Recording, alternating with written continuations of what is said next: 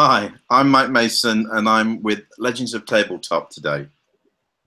Yes, thank you for joining us today, Mike. I hear that there's been a lot of exciting things going on over at Chaosium, and I am very, very pleased to see the great results for the Ennie Awards that you've received. You got, I think it was silver for Best Company?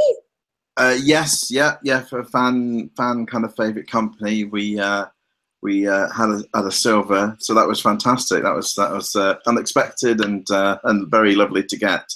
Yes, yeah, yeah. We did quite well at the Ennies this year. We had got silvers and golds in a number of categories.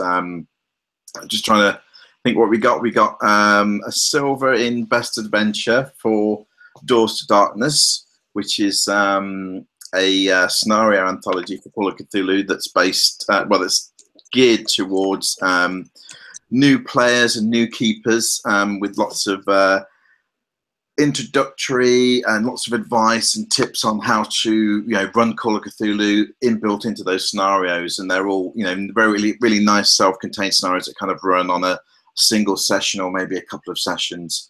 And so they're really, they're a really good first step, and so it was really nice to sort of get that, both nominated and then winning a silver at the Ennies this year. So that was great, and the authors involved: Brian Corkmanch, Brian Salmons, Glyn Owen Barris, Christopher Adair Smith. I think that's about all of them. I think, as well as a really kind of engaging and interesting overview of games mastering tips written by Kevin Ross for the book, really kind of combined to make it a really strong book in its own right. But obviously with Chaosium's kind of, we all our books now tend to be hardback, full color books. So it not only plays and reads well, it looks great as well. Some really gorgeous artwork in that one. So it was really nice to get that recognised in the Best Adventure category. Yes. We also did all the kind of core products for Call of Cthulhu that came out of the original 7th edition Kickstarter kind of did well. The Keeper screen, I think, took best won the best accessory with the Gold Award, and we still keep getting lots of really great reviews for the Keeper screen because not only most of the time you buy a Keeper screen for a game and you kind of just get a Keeper screen, but I really wanted to kind of make it a really useful and worthwhile kind of purchase. So not just a screen, you get 2 full scenarios in there, a further book of Keeper references, some maps, and as well as large poster maps of New England and Lovecraft Country and the world and so on. And so you open it up and it all kind of explodes out with lots and lots of stuff. So for a new keeper and somebody coming new to the game, you get a whole load of material to just really get you going. So that's very good to get that recognised as again. The Investigator Handbook won a gold for the best cover, and that was illustrated by an artist called Sam Lamont, who has worked all over the shop. Actually, he's quite a high in demand kind of guy. He's a very great guy. He's I think he recently finished a gig doing concept art for the forthcoming new series of Doctor Who. So he's is a guy in demand. But anyone who's seen the front cover knows it kind of harkens back in a maybe not so subtle way to the very first edition of the Advanced Dungeons and Dragons Player's Handbook, where you've got the kind of the statuette and the adventurers kind of wandering in and trying to prize its eye out. And here instead we've got a kind of a take of one of the Cthulhu mythos deities' gold statuette with the investigators wandering into this kind of deserted and long lost temple. So it kind of it works really well in its own right. But if you're an old time role player, there's kind of it kind of warms the cockles of your heart as well. There's a bit of a callback to the early days of role play there as well, which is pretty cool. What else did we do? We did the best interior art. We got a silver for the Peterson Field Guide, which is the the republication and revision of 2 old books that were released many years ago in the 90s, which was the Field Guides to Cthulhu Monsters and the Field Guides to Dreamlands Monsters, which we combined into one hardback book with a load of new full-color art that was done.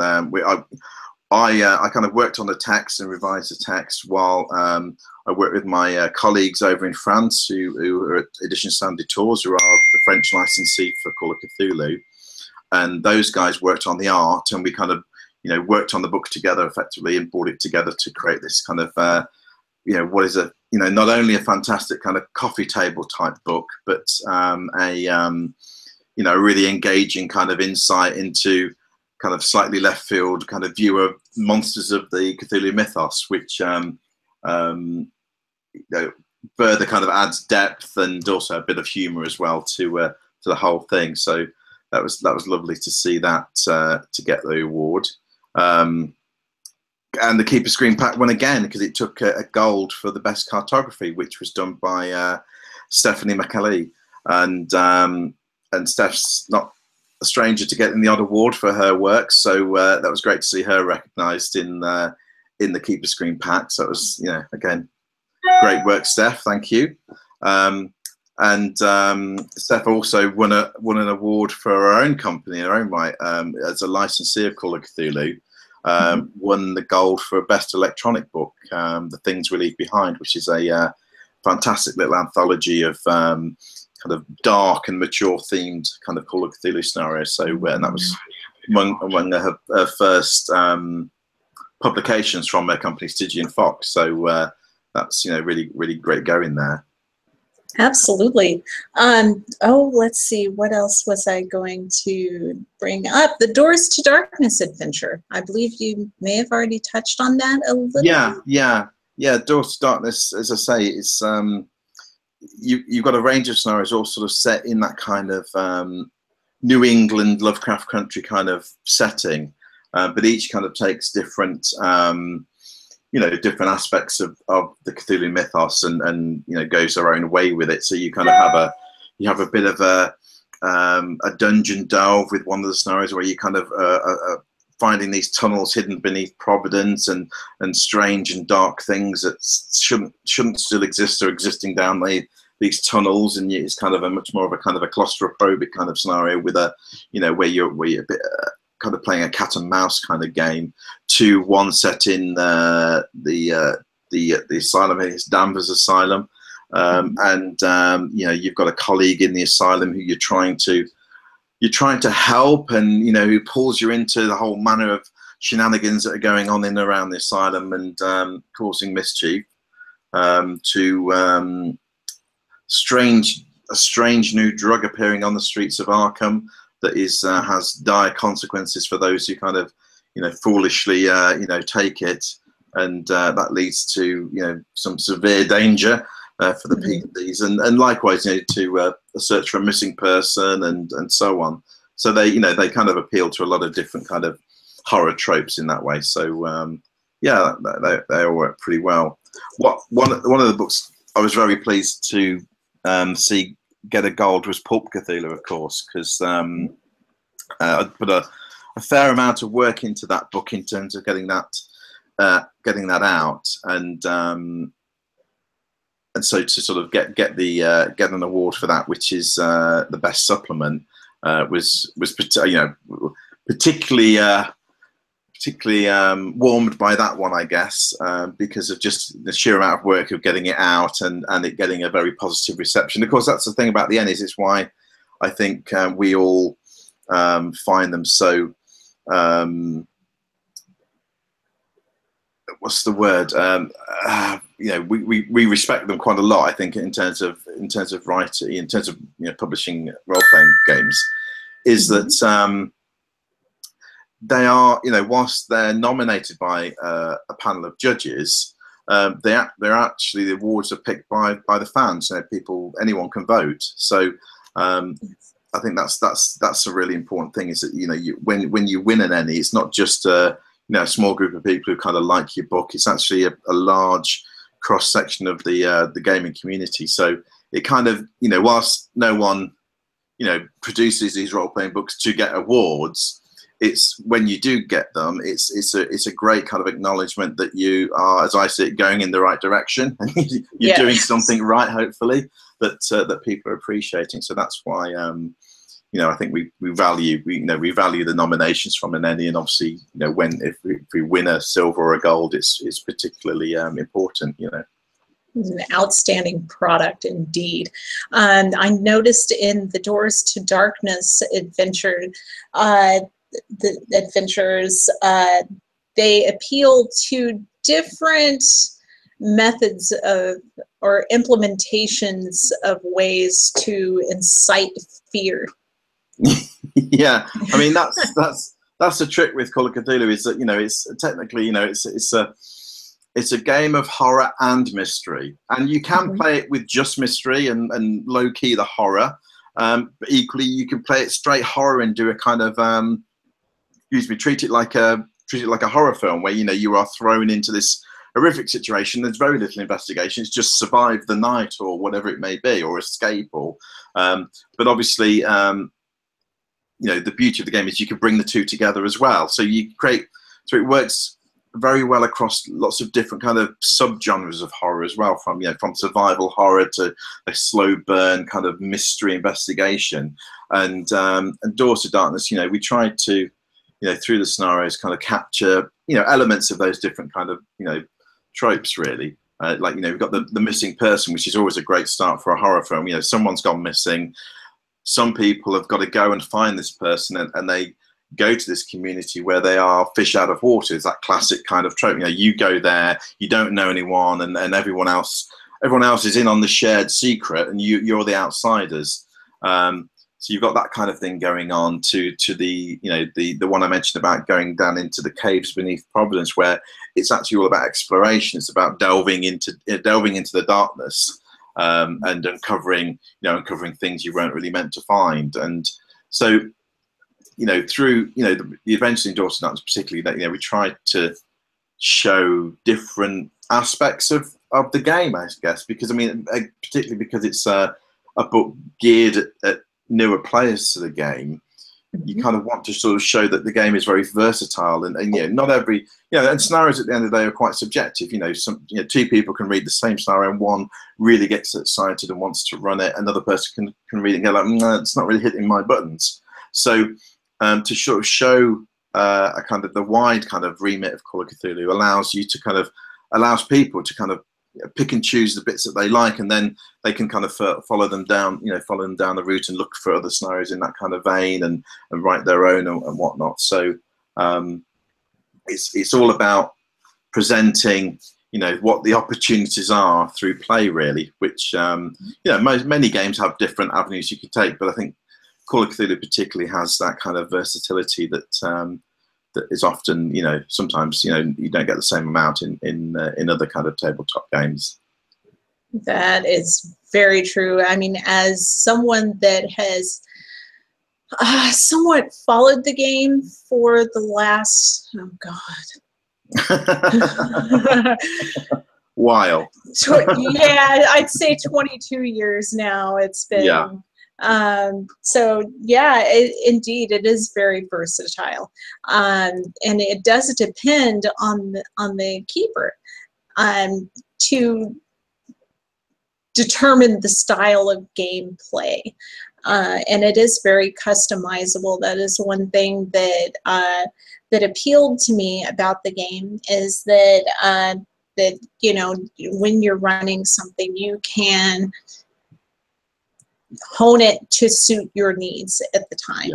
Yeah, absolutely. I mean, it's one of those games that you can play as a one-shot kind of night of horror, where you get a bunch of pre-gens, or you just roll up some quick characters to play that adventure, and you're not heavily invested in the characters, but you've got enough to play through it, and it's really just a series of shocks, surprises, revelations, horror, survival, and a lot of fun. You kind of end it breathing heavily and just going, oh wow, we had a lot of fun, we all died, or we all went mad, or we ran away and we escaped, and either way you get a kind of great climax.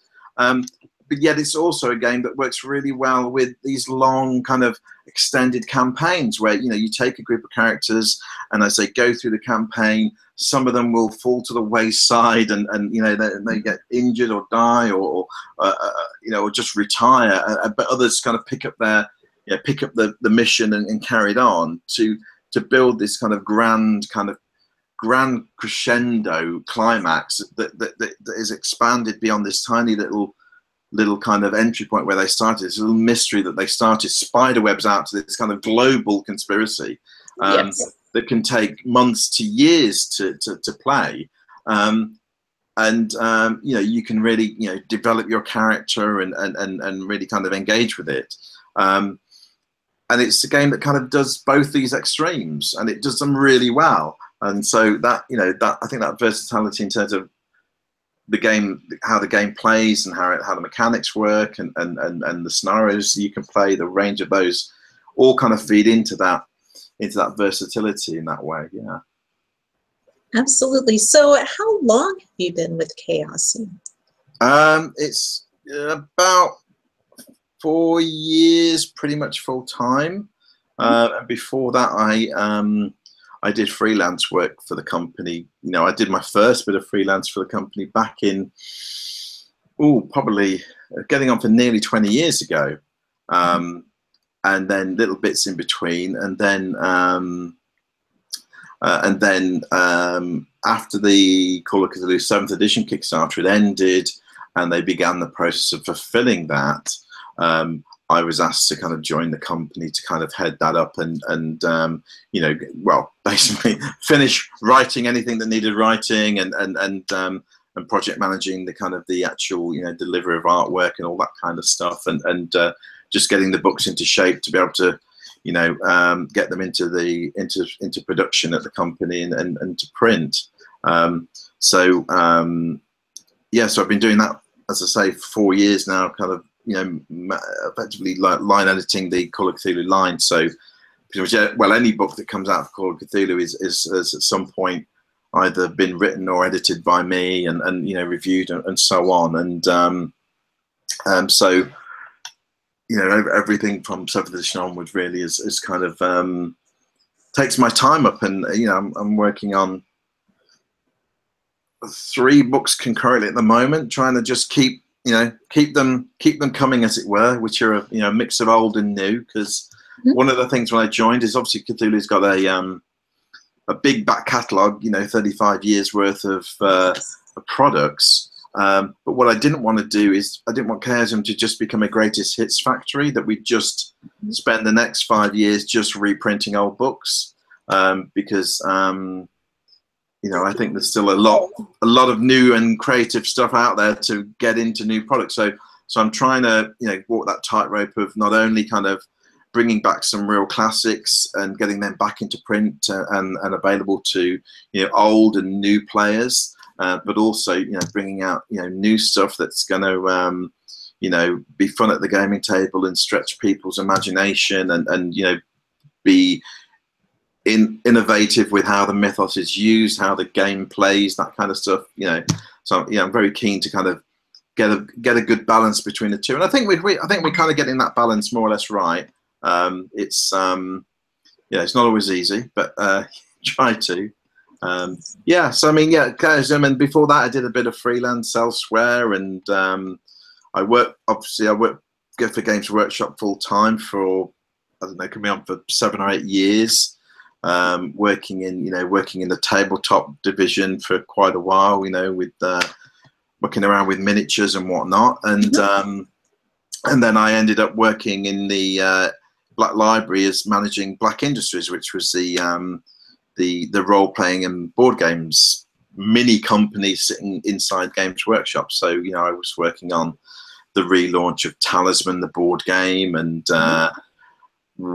finishing off the writing on Dark Heresy, the Warhammer 40,000 role-playing game, and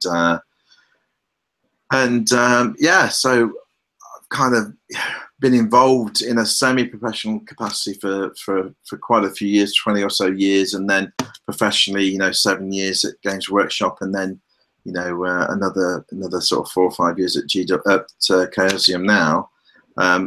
which is kind of weird because I mean, you know, I look back and I look back and I've done lots of regular normal jobs, but you know, doing this kind of work is obviously much better and much more fun. So I can't complain. So I feel very lucky about it. Indeed, indeed.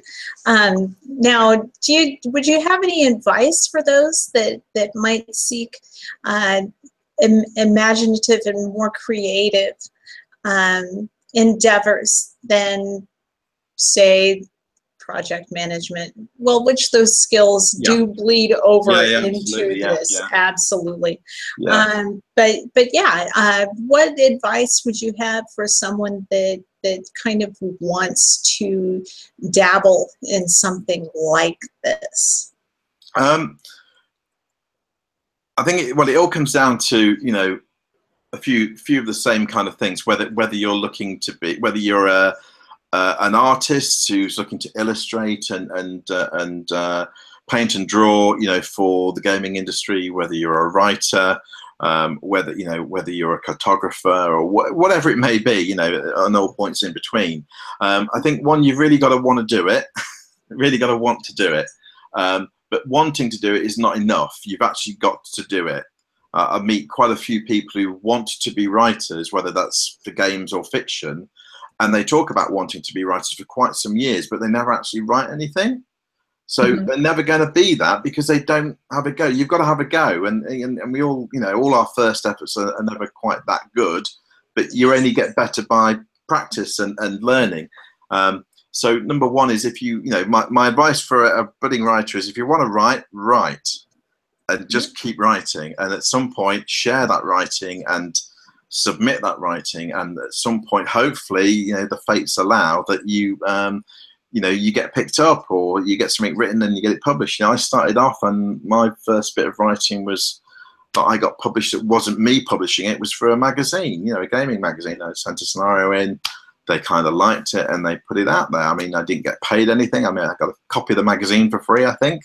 And that kind of thing. And the similar thing. You know, I wanted to kind of not only write, but I also because in my day job I worked in for a number of years in kind of writing copy for marketing and promotions and managing events and all that kind of stuff. So it was quite, you know, I'd already done a lot of editing and a lot of writing, you know, professionally outside of gaming. But I wanted to also not only write for game, I also wanted to kind of edit and produce books. So I just thought, well, no one's going to let me do that without any kind of experience or history in gaming. So I'll just create something to do that. So I put together a fanzine for Call of Cthulhu called The Whisperer back in the late 90s, early 2000s. And, you know, just put out on some Call of Cthulhu forums. I'm putting a fanzine together. If anyone wants to send some stuff in, I will happily try and get it in, and I can't pay you. It's just going to be for free. And, you know, and then a load of people sent stuff in, and I just started editing and working out, putting that out. And you know, I didn't really get anything from that other than experience and a bit of profile, I guess, to some degree. Because you know, the end goal was to try and do this in some semi-professional capacity. So, but to get to that point, you've got to kind of do it. You've got to get some experience somehow. So, you know, you've got to work for free sometimes, or you do some stuff for yourself and self-publish, or just share some scenarios on forums or through different kind of you know, groups and societies. Like, you know, Chaosium's got the Kult of Chaos, which is a volunteer keeper program, GM program. And we have a private forum for those people, including a little private library. And everyone's invited. If they've written a scenario, they want to share it with everyone else in the group, they can just share it. And it's a great way, if you've never written much before, to just share a scenario and get loads of feedback and get people playtesting it and sending you feedback, and which is awesome. You know, I wish I'd had a bunch of people who were ready to give me a load of, you know, playtest feedback when I started writing. I had to do it all myself. But so I think, you know, you've got to be dedicated. You also got to understand you're not necessarily going to earn a great amount of money, you know, working in gaming. You know, a few people, you know, very lucky to have runaway successes. You know, if you you know, you invented Magic the Gathering, then you're probably going to do okay. But not everyone is going to be able to do that, you know. So, but you know, you can, you know, if you can make, you know, and for the vast majority, including myself, before I kind of got, you know, became a full-time kind of member of Chaosium, it's a thing you do on top of your day job. You know, you make time in the evening or a weekend or whatever to do a little bit, and just, you know, do a little bit and a little bit, and they become a book, or they become a scenario, or they become a cover art piece, or whatever it may be.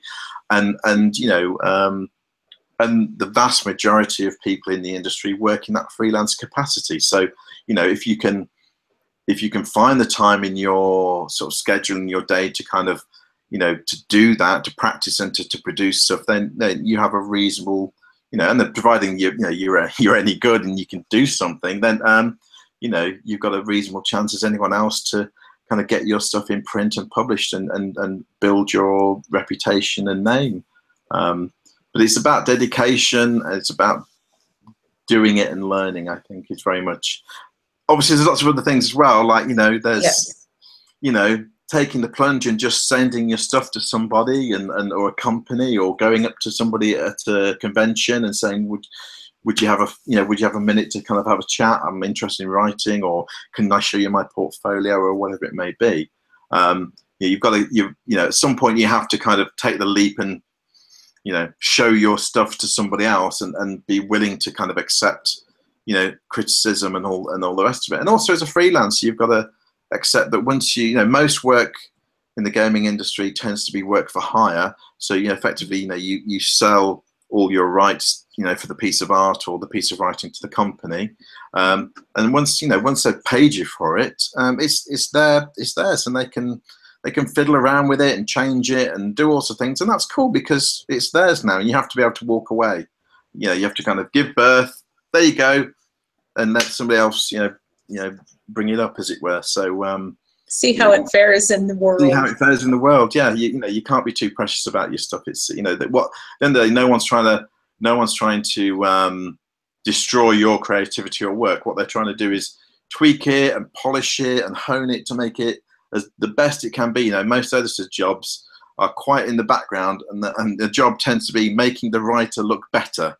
So, you know, I spend a lot of my time editing and doing little revisions on other people's work that, you know, they're effectively going to get the public credit for. I'm just in the background hoping that we, you know, make the book as the best it can be, which is hopefully what the writer or the illustrator wants as well, because, you know, they want, you know, the product the best it can be, because that reflects well on them as well. So yeah, it's all those kind of things. I think, you know, it's the in a nutshell, you just have to say, you just have to try and do it. Just have to give it a go. Absolutely. And it takes time. It does take time.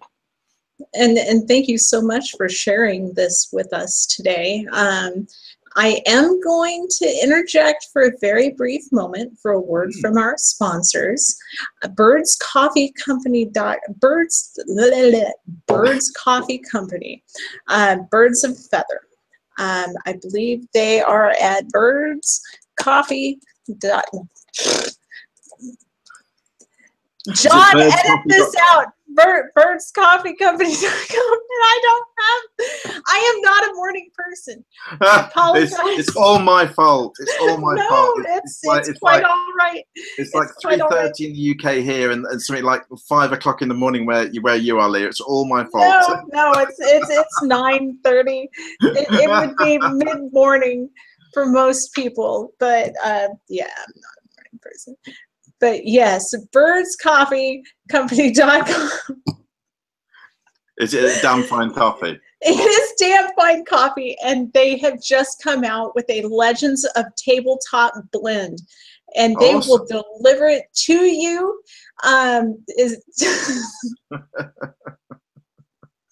At least I'm getting this out of the way right now. They will deliver to you, and they will also have a wonderful 10% discount. Place your order with the code LEGENDS10, and we will share a 10% discount with you. So yes, do you love coffee? I love coffee. We all love coffee. Yes, I need to drink more.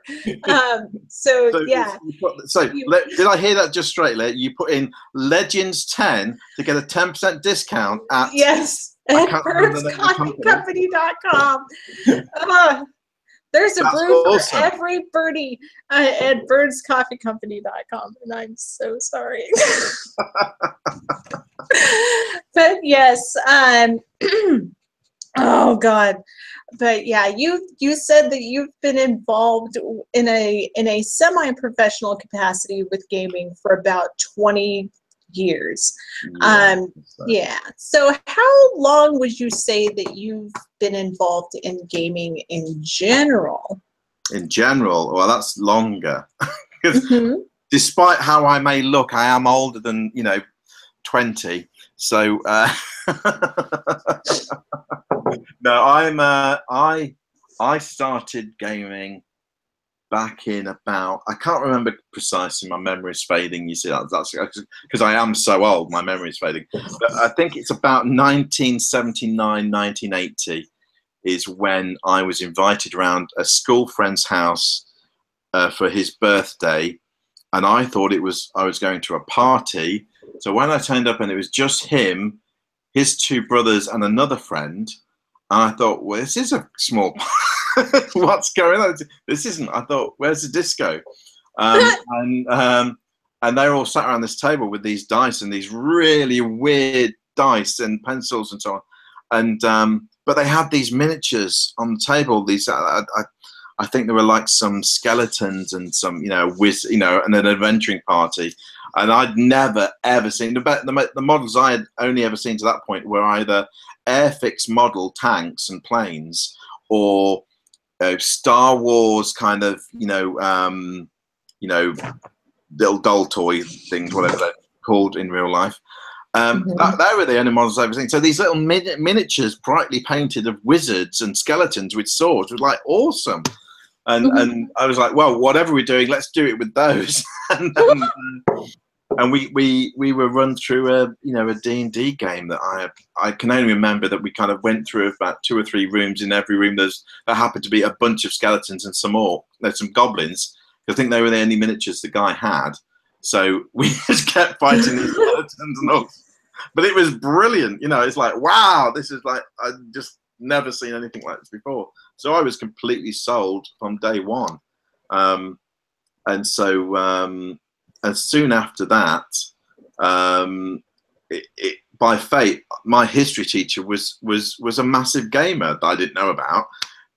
He was a massive board gamer, an historical kind of gamer, who also was into role playing, and so he was keen to start a gaming club after school, which was just a bit of anything. We'd just get out a load of history games or board games, but he also would turn up with a load of miniatures and occasionally run like D&D or something, and kind of through that and my friend and his brother and that, we were playing these games, and we discovered that there were shops that sold this stuff, and it didn't, and so suddenly it really kind of caught that wave of the first kind of gold age of tabletop role playing, with stuff coming out here and there, and RuneQuest coming out, and Traveller, and then and then 1,000,001 other games followed, kind of thing. Eventually I actually moved areas, so I lost all of my role playing friends and didn't know anyone. But very luckily, on the first day of the new school that I went to, the first guy I met, in fact, my new tutor said, "Oh, why don't you hang around with Simon, and he'll show you where everything is."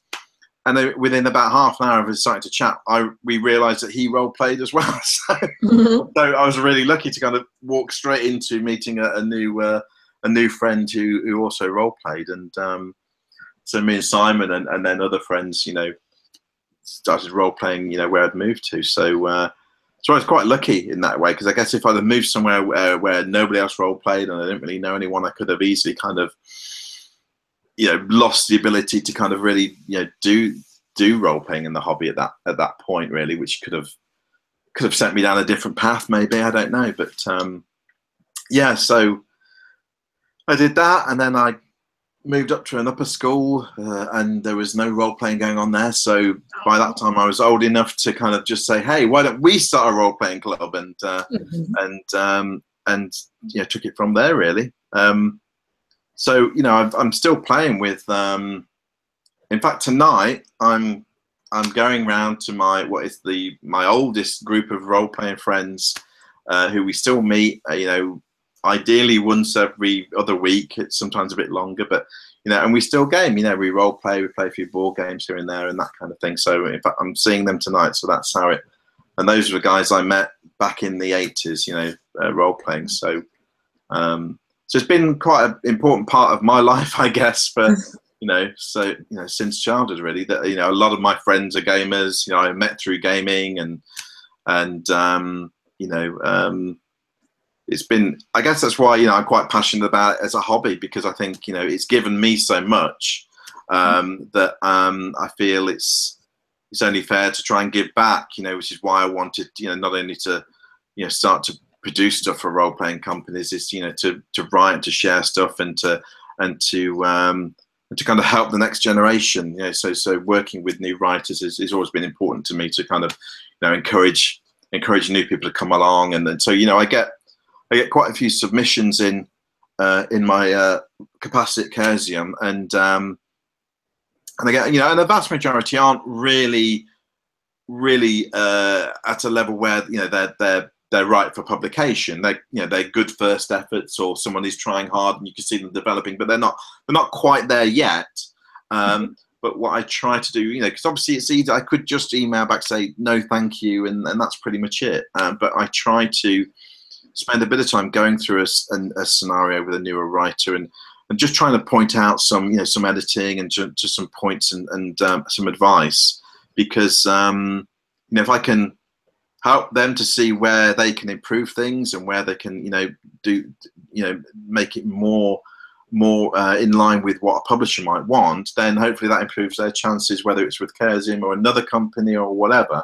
But so I think it's, you know, whilst I can't do it for every single submission, you know, where I think, you know, I can, you know, hopefully give a few bits of advice, I try to do that, because as I say, I find it, you know, important to try and you know, encourage, you know, the next writers, you know, next bunch of writers that are going to come, you know, for the industry, whether they end up writing role-playing games or fiction and novels, it doesn't really matter, you know. But that kind of creative spark, if we can, you know, if you can nurture it and encourage it, then that's no bad thing as far as I'm concerned. Not at all. Now, I know that the Chaosium fiction line has been fantastic. I have enjoyed the fiction line quite a bit. Now, do you have anything to do with the fiction line? I don't know. I mean, to be honest, I'd love to have more to do with the fiction line, but to be honest, my plate is so stacked with just rid of Call of Cthulhu that I just haven't got the time as much. I mean, my nearest thing to fiction is occasionally I kind of bit of spare time in, you know, of my own time to occasionally, you know, do a bit of scribbling, kind of fictional writing myself, the odd sort of short story, that kind of thing, just to kind of scratch that itch a little bit. But no, I don't really look after the fiction line at all. But a colleague of mine, James Lauder, has come on board Chaosium as the line editor for fiction now, and Jim's got a long and illustrious history in fiction and fiction related to gaming, having been there in the days of old TSR and their fiction lines, as well as many of the companies.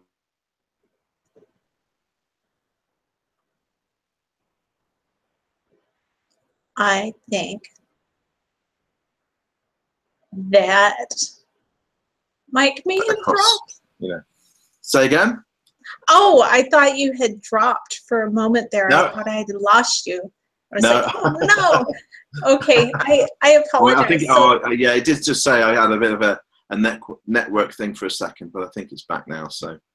Yeah. So yeah, having Jim on board is been great, and obviously what, you know, Jim is currently working on is, you know, developing you know, the new titles that are going to you'll start to see coming out in you know 2018 onwards, really. And there's some really interesting books that he's got lined up that all I know is some titles and a few writers' names have been mentioned, and that's kind of excited me enough. So So I can't wait to sort of see those books. And obviously, yeah, again, a bit like the Call of Cthulhu line, we've got a long back catalogue of fiction books, and so, you know, Jim, I know, is reviewing those and looking about which ones we can get back into print, or which ones we can maybe recombine or restructure and put out as compendiums or whatever it may be.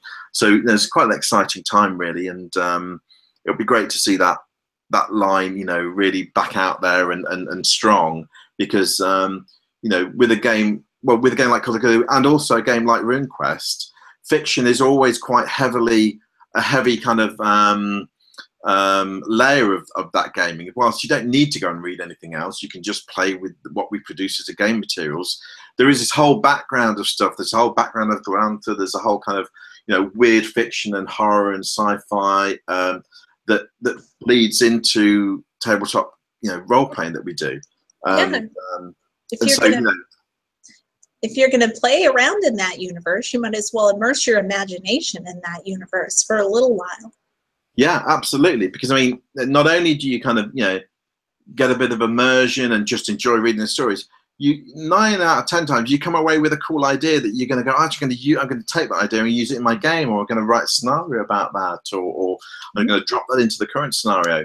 You know, that's, you know, we all beg, borrow, and steal from, you know, life around us, which includes, you know, fiction. And so having this kind of foundation of fiction that the Call of Cthulhu game was built upon, and the kind of the fictional kind of narratives and histories of worlds like Glantha that support RuneQuest is just awesome. You know, because, you know, most gamers, if you're anything like me, you get into a game, you just want to read everything. You just want to, I really want to immerse myself. I want to, you know, see what does this mean, and what, you know, where do Shoggoths come from, and whatever it may be. And the beauty is, it's all out there. It does exist, but there's not one answer. There's lots and lots of different takes to it all, which is what keeps it, you know, keeps it interesting. Absolutely. Now we've covered very briefly the fiction line, actually just extremely glossed over, but with the are there any board games or other merchandise that we should be aware of as fans of Chaosium? Yeah, I mean, Chaosium's first game release was a board game, and then we kind of got into role-playing games, and we didn't really do any more board games. Okay, but happy to say that Susan O'Brien has come on board as our kind of board games line editor, and we've got one game out currently, which is Khan of Khans, which is a very kind of simple kind of card-based game where you are stealing cows from one another. You are kind of herders and clans in Glantha, and you are effectively cattle rustling for the game. But it's a really simple kind of mechanic, but really quite engaging, and it's one of the games. It's very quick to play, and it's the kind of game you finish one game and you go, let's have another game, because I want to beat you this time, and whatever it may be, and that's really cool. So that's just been delivered out. That was Kickstarted, and their copies have gone out to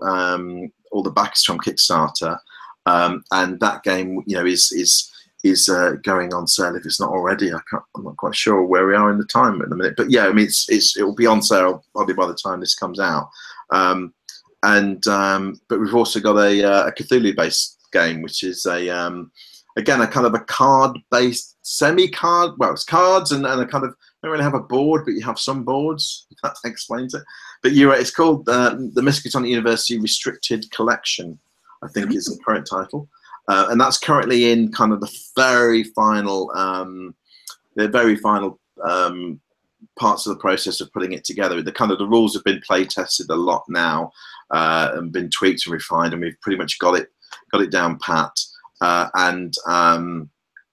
What I should say is both of the games, the rules are actually based on rules that have been developed by Rainer Knizia. So they're really strong sets of rules that work really well, and what we're doing is, you know, just tweaking them slightly to just adjust them for the kind of the background setting that's going to go around them. The Miskatonic U game is where you all play academics at Miskatonic U, and what you're all trying to do is there's kind of two objectives really. There's one where, you know, there's a position coming up at the library for the head of the library association, which is, would look at, a fine credit on your resume. Yes. So you all want to get this position, and as you're all waiting for your interviews in the library, a student or a professor or something has opened the wrong book and said the wrong thing out loud. So some extra dimensional horror or something has appeared in the library, and so Professor Armitage just kind of run out and said, right, you lot, stop sitting there doing nothing. Go into the restricted collection and find some way to get rid of this creature. And in fact, the one who does it can get the job. And so, so you're trying to not only kind of, the game is about obviously trying to collect lore and spells and magic to allow you to kind of, have the right collection of lore to kind of dispel this monster. But you want to do it. You don't want anyone else to do it because you want to get the job. So it's also about that kind of academic kind of backstabbing kind of thing going on. So you're trying to throw a spanner in the works for your fellow players as well. So it works really well. So you've got this, you got your own kind of game that you're trying to collect the right kind of bits of information to succeed, whilst at the same time trying to fight off your companions and also throw them a spanner once in a while as well to stop them winning. So it's not mega competitive, but it can be.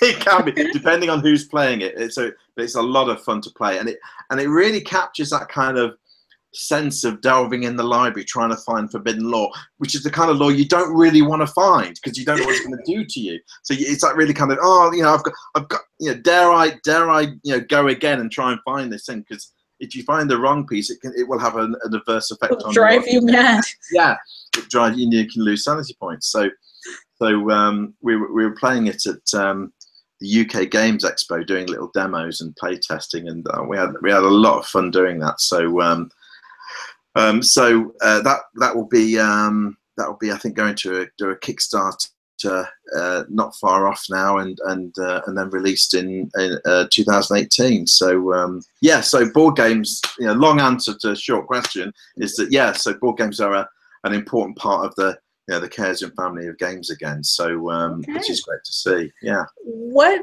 do we have in the works for gaming accessories and expansions, etc., for Call of Cthulhu? Okay.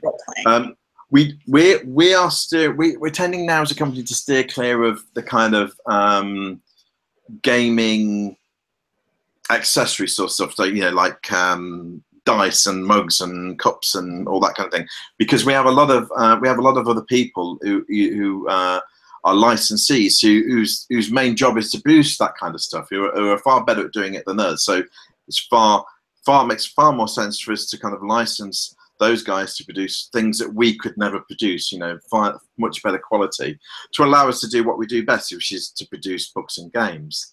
So in terms of Call of Cthulhu, what I'm working on in terms of supplements and expansions is we've just released Down Darker Trails, which is the Old West, Wild West kind of setting for Call of Cthulhu, and the print edition of that will be coming out just before Christmas, all being well. So that's exciting. That's a brand new setting written by Kevin Ross, and it's full of lost valleys and strange lore and weird stuff going off in the West. It's just really cool. It's a really cool book with lots of real history, lots of mythos history, and combining the two. So it's a great read. Let alone some couple of really cracking adventures in there as well. So that's kind of just out the door, more or less. But in terms of what I'm working on, I'm putting the finishing touches to our republication and new edition of Masks of Nyarlathotep, which is the classic Call of Cthulhu campaign. So myself and Lynn Hardy, Paul Fricker, who was my co-writer on 7th edition, and Scott Dorwood have been working for 6 or 8 months or so on reworking the text, polishing the text, and filling in a few little minor gaps here and there, adding a few little twists, adding a few more layers of depth and history and gameplay to the campaign. adding a new kind of prologue chapter set in Peru, where that kicks off the campaign, whilst at the same time keeping the campaign the same. So we're not looking to rewrite it and change it all, because it's a great campaign. What we're looking to do is to just make it as best we can, and to update it to the new edition of Call of Cthulhu, and make it as easy as possible for the keeper to run, because it is a very convoluted and big campaign that spreads across the world with clues going here and everywhere. So keeping track on all that, in the original edition, has always been, a fairly tough job. You needed to be a fairly experienced keeper to keep on track. So what we wanted to do was to try and make that as easy as possible for people. So we've added in lots of, internal navigation to make it easier for, so you don't hopefully have to be that experienced a keeper to be able to run it. Hopefully a fairly new keeper could run it, could pick it up, read it, understand how the navigation works, and feel pretty confident about running it. So hopefully it makes it a little bit more accessible. And so we're just kind of putting the finishing touches to that, and we've got art coming in and full color maps and cartography, and it's glorious kind of hardbacks books that are going to be all full color with new art. And we're just looking at some of the cover concepts, and which are looking awesome, because they're done by Sam Lamont, who just won the Ennie for the book. So hopefully we're in safe hands with him. And so I'm really excited to see that come out, because it's been out of print for a little while now, and everyone wants it back in print. And I think whether you played it back in the day and you think you know your campaign, I think coming back and replaying the new edition will be a blast. And if you've never played Nyarlathotep, then you're going to have a great time, because you've got this thing that's going to just immerse you for some time in what is clearly one of the best kind of role playing campaigns ever written. So we're really pleased to sort of be able to get that back out there. And again, hopefully that will be coming to life in not too late in 2018. So excellent. Now I'm going to go ahead and start to bring things to a close here, Mike. Okay. I'm going to start with something called the Final Five, but I have tweaked it a little bit over the past year and a half, and I've added some things, so it's more like the Final Seven. Okay. Yeah. Now, judging the content of what we have spoken about for the past 53 minutes or so, I think I know the answer to this question. Video game or tabletop? Which do you prefer and why? Probably tabletop, yeah.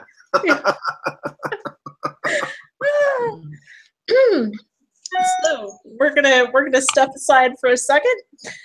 Star Wars, Star Trek, or for those of us that might not like either of them, Dune.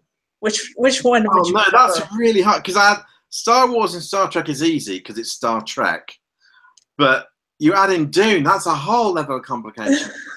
One of my favorite books is the Dune trilogy, and even though it's a flawed film, the David Lynch version of Dune has a certain place in my heart.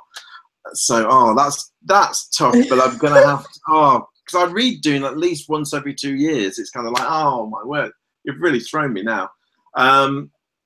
Dune or Star Trek? I have to go with Star Trek because it's been there longer for me, and I've watched everything, and yeah, it's gonna have to be Star Trek, I'm afraid.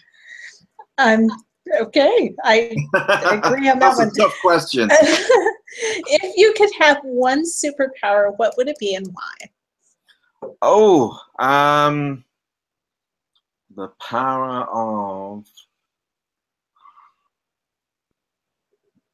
Yeah, the power to gate, to transport yourself anywhere at any time. That would be marvelous. Thank you very much. It would make life a lot easier. I wouldn't have to sit on airplanes for hours on end, getting cold and getting the aircon drying up my nose. No, that'd be great. I could go to any convention. Oh, I want to go. I fancy going to Gen Con. Just go. There you go. Yes. Save a lot of money too. Yeah. Oh, that is so true. And that's the first time I've heard that answer. That's a great answer. Marvel or DC? Marvel. Okay. Without a doubt.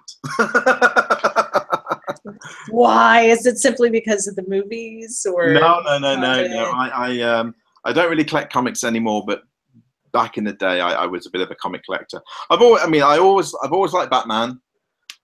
I see no point in Superman. It's just, somebody who can do everything just doesn't appeal to me. And I like Swamp Thing, and I like DC's Vertigo line. But I grew up with the Avengers, the Fantastic Four, Spider-Man, Iron Man, and the Hulk, and Ghost Rider. Yeah, so I mean, that's kind of my thing. I always felt Marvel superheroes were a bit more colourful, a bit more engaging, and I think maybe as I get older, I appreciate DC stuff a bit more because that tends to be darker and a little bit more grittier. But if I'm after superheroes, you can't beat Spider-Man and his mouth, and you can't beat Iron Man flying and punching somebody. It's great, Sci-fi or fantasy? It's probably sci-fi. I think, because Dune's inside. You got that, Dune, it's questionable. Is it sci-fi or is it space magic? Technically, it ain't got a wizard in it. There's no one called a wizard in it. So I'm calling it sci-fi. There you go. And it's got spaceships in. So there you are. But no, I think sci-fi. I mean, I grew up reading mainly horror and sci-fi with a bit of fantasy. And I really got switched off fantasy for a while because it seemed that every book I opened began with some young boy who didn't know his past, who was looked after by his kindly old uncle with the long white beard and pointed hat, and who's in fact the king of the land. And I was just like, oh, not again. This is just the same thing all the time. And you'd open a science fiction book and they'd be really different. So, so sci-fi for me. Okay. Let's see. What job? Oh, this is going to be hard because you already do what you do, which is pretty damn cool. What job, if you were offered it, would make you immediately drop everything you're doing to say yes to? Yeah, I kind of did that with this job. So I kind of done it, and this job is the answer. Yeah, I can't really be more honest than that, really, on that one. Okay. It is my dream job, so yeah. What album? We're going to switch over to music real quick. What album can you listen to all the way through without skipping a single track?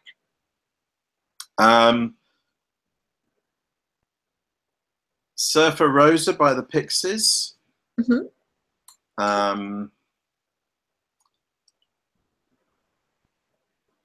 And pretty much anything by the Cramps. So okay. Yeah. Excellent. Let's go meta. What question do you wish I would have asked you? Oh wow, I don't know.